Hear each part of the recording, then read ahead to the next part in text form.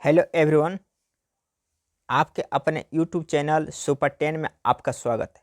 तो आज हम क्लास 10th के लिए फिजिक्स का 50 वीवीआई ऑब्जेक्टिव प्रश्न लाया हूं, क्योंकि एग्ज़ाम को देखते हुए हमने 50 वीवीआई ऑब्जेक्टिव प्रश्न फिजिक्स का लाया हूं। तो चलो बिना देरी किए हुए हम वीडियो को स्टार्ट करता हूं। तो चलो, पहला क्वेश्चन क्या है कि निम्नलिखित में से कौन जैव मात्रा सौर ऊर्जा का उदाहरण नहीं है? तो इसका आंसर हो जाएगा नाभिकीय। इसका आंसर हो जाएगा सी नंबर एक का सी। अब चलो दूसरा क्वेश्चन को हम लोग देखता हूं। दूसरा क्वेश्चन क्या है? दूसरा क्वेश्चन में है कि ऊर्जा का पारंपरिक स्रोत क्या है? तो ऊर्जा का पारंपरिक स्रोत है सौर ऊर्जा। अगला क्वेश्चन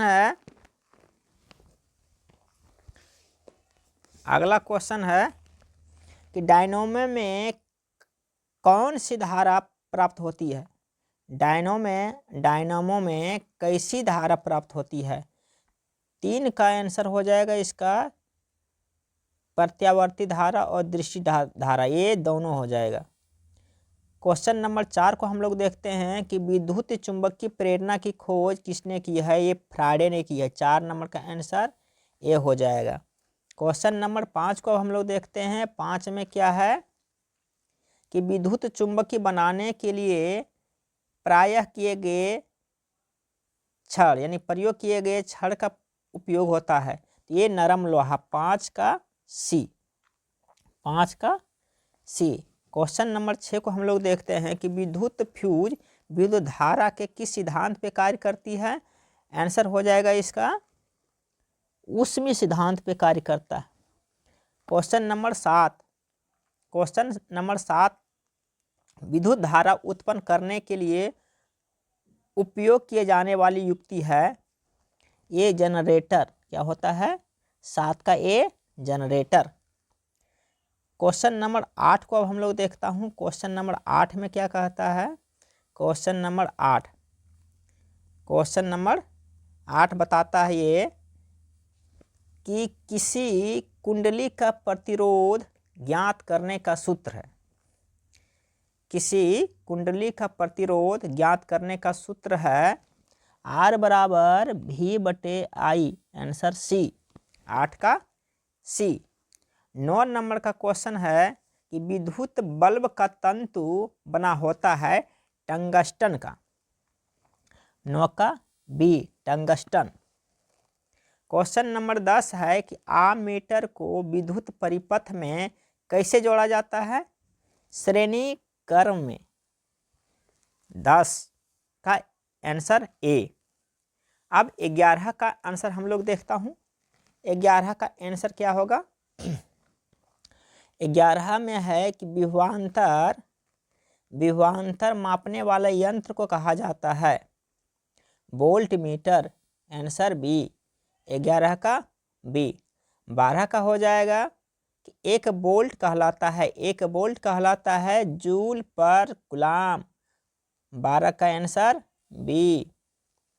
क्वेश्चन नंबर 13 है कि बैटरी से किस प्रकार की धारा प्राप्त होती है? बैटरी से किस प्रकार की धारा प्राप्त होती है? 13 का हो जाएगा दृष्टि धारा प्राप्त होती है। क्वेश्चन नंबर 14 है कि ओम का नियम है I बराबर भी। Answer B. 14 का बी। 15 का है कि ओम के नियम का गणनीय रूप है। ओम के नियम का गणनीय रूप क्या होता है कि I बराबर V/R। I बराबर V/I। तो इसका आंसर हो जाएगा डी। 15 का डी। 16 का विभवांतर का मात्रक होता है 16 का डी वोल्ट। तो चलो अब हम लोग 17 नंबर का क्वेश्चन को देखता हूं। 17 नंबर क्वेश्चन क्या है? 17 नंबर का क्वेश्चन है ये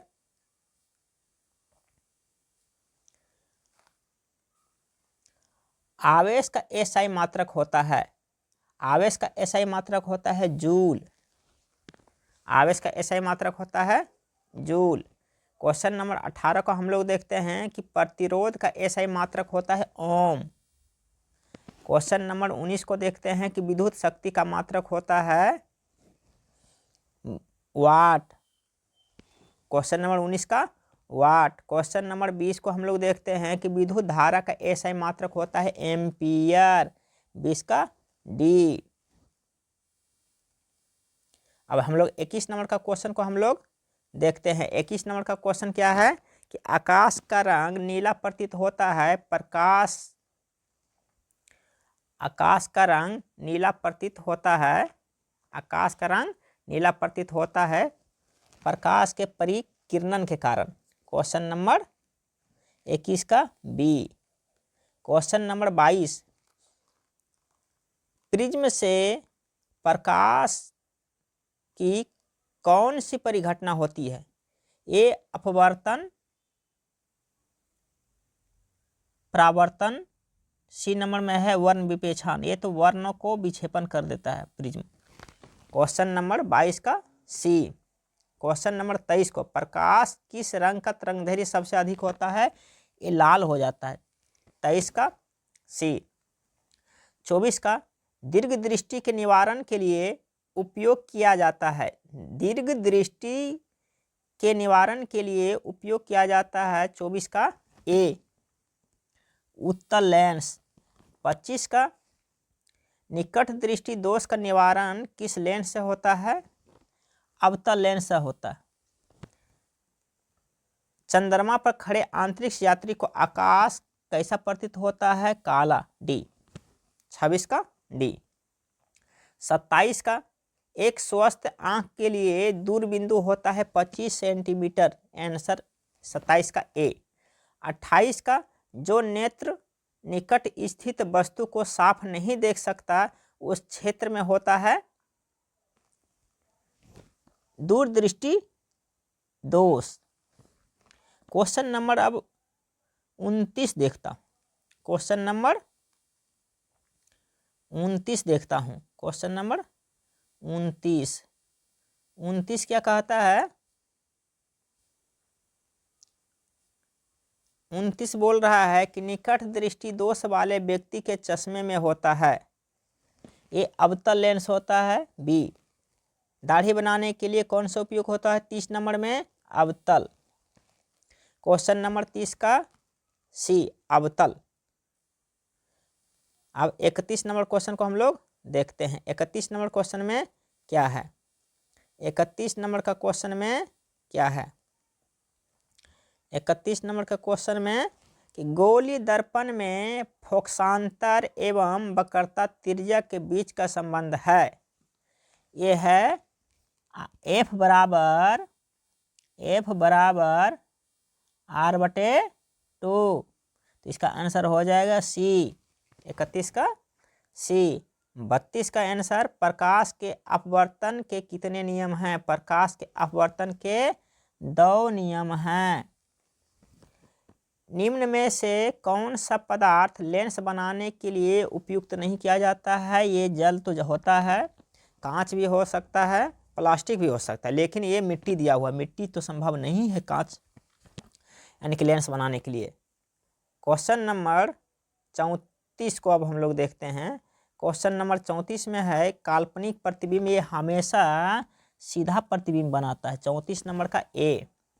35 है कि किस दर्पण से हमेशा वस्तु से छोटा प्रतिबिंब बनता है? ये तो उत्तल में बनता है। क्वेश्चन नंबर 35 का बी। क्वेश्चन नंबर 35 देखता हूँ। क्वेश्चन नंबर 35 देखते हैं कि किस दर्पण से हमेशा वस्तु से छोटा प्रतिबिंब बनता है? उत्तल। क्वेश्चन नंबर 36 को देखता हूँ। 36 में है किस दर्पण से वस्तु का प्रतिबिंब बड़ा प्रतीत होता है? अवतल। 37 नंबर का क्वेश्चन देखता हूँ कि किस लेंस के द्वारा सिर्फ काल्पनिक प्रतिबिंब बनता है?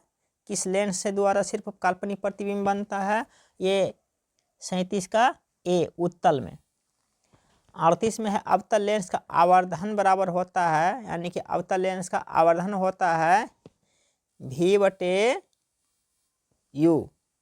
तो इसका आंसर हो जाएगा डी। 39 का है, साइड मिरर के रूप में प्रयुक्त होता है अवतल दर्पण, उत्तल दर्पण, उत्तल लेंस, प्रिज्म। उत्तल दर्पण का प्रयोग होता है। क्वेश्चन नंबर 39 का बी। 40 का, समतल दर्पण द्वारा बना प्रतिबिंब होता है। समतल से हमेशा प्रतिबिंब कैसा बनेगा? एक काल्पनिक प्रतिबिंब बनेगा। 41 नंबर का क्वेश्चन है कि परिपथ में विद्युत धारा की माप किससे की जाती है? ए 41 का हो जाएगा सी, एमीटर से। 42 नंबर का क्वेश्चन हो जाएगा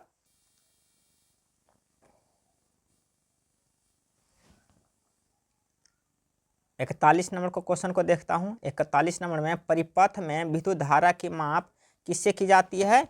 ए मीटर से। ए मीटर से। क्वेश्चन नंबर 42 को देखता हूं। जब किसी चालक तार से विद्युत धारा प्रवाहित होती है तो गतिशील कण ये इलेक्ट्रॉन कहलाता है। इलेक्ट्रॉन कहीं है? हाँ, इलेक्ट्रॉन है डी नंबर में। अगला क्वेश्चन है 43 नंबर में कि किस उपकरण में धन और ऋण का चिन्ह नहीं होता है? एक कुंडली में नहीं होता है, तो कुंडली डी नंबर में कुंडली। 44 नंबर में है कि टंगस्टन निम्नलिखित में से किस ताप पर पिघलता है? टंगस्टन किस ताप पे पिघलता है? ये 5000 डिग्री सेल्सियस पे ये पिघल जाएगा। जीवाश्म ईंधन है 45 का। जीवाश्म ईंधन क्या है? ये कोयला, पेट्रोलियम, प्राकृतिक गैस, सभी, इसमें से सभी हो जाएगा डी। 45 का डी। 46 का, श्वेत रंग कितने रंगों के मेल से बना होता है? ये तो 7। ये 46 का 7। 47 का, फोटोग्राफिक कैमरा का अभिदृश्यक होता है, एक कैसा होता है? 47 का ए, उत्तल लेंस। अगला 48 का है, मानव नेत्र जिस भाग पर किसी वस्तु का प्रतिबिंब बनते हैं उसे क्या कहते हैं? दृष्टि पटल कहते हैं। तो चलो क्वेश्चन नंबर अब हम लोग 39 देखता हूँ। क्वेश्चन नंबर 49 को देखता हूँ। Question number 49। Question number 49। Question number 49 क्या कहता है कि निम्नलिखित में से कौन विद्युत का सुचालक है? विद्युत का सुचालक पूछ रहा है, तो विद्युत का सुचालक क्या है? निम्नलिखित में से कौन सा विद्युत का सुचालक है?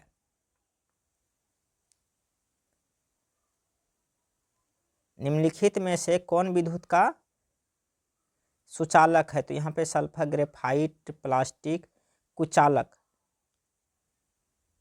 तो इसका यहाँ पे 39 नंबर में कुचालक, 39 नंबर का क्वेश्चन कुचालक हो जाएगा। कुचालक, कुचालक, कुचालक। कुचालक है प्लास्टिक, प्लास्टिक, ए प्लास्टिक, प्लास्टिक सी हो जाएगा। ये जो सुचालक है ना, ये सुचालक नहीं है, ये कुचालक है। क्या है? कुचालक। Question number 50। क्वेश्चन नंबर 50 है कि नाभिक ऊर्जा प्राप्त करने हेतु आवश्यक है। नाभिक ऊर्जा को जब हम लोग प्राप्त करते हैं उसके लिए हमें यूरेनियम की बहुत ही जरूरत पड़ती है। तो 50 का सी। तो आज का वीडियो समाप्त होता है। फिर हम मिलेंगे क्लास 10वां का ही केमिस्ट्री से, जो कि इसमें भी हम 50 VVI प्रश्न लेकर के आएंगे एग्ज़ाम को देखते हुए, क्योंकि एग्ज़ाम अब नज़दीक आने वाले हैं, नज़दीक आ चुका है। तो आप लोग थोड़ा ध्यान से और मन लगा करके पढ़ते होंगे और पढ़ा भी कीजिएगा, क्योंकि हम अगले वीडियो में आप लोगों के लिए एक बार फिर से आ रहे हैं 50 VVI प्रश्न ऑब्जेक्टिव का, सब्जेक्ट केमिस्ट्री। धन्यवाद।